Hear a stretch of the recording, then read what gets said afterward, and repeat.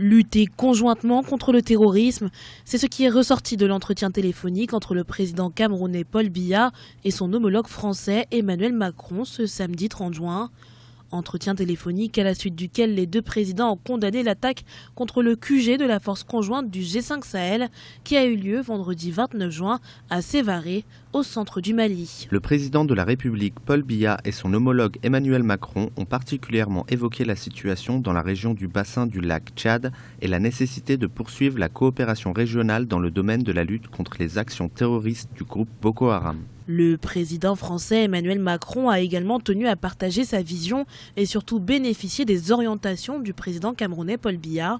Les discussions ont notamment porté sur la situation sécuritaire dans le bassin du lac Tchad, la coopération régionale dans la lutte contre Boko Haram, l'enjeu des migrations entre l'Afrique et l'Europe et les actions pour la résolution des crises en Afrique.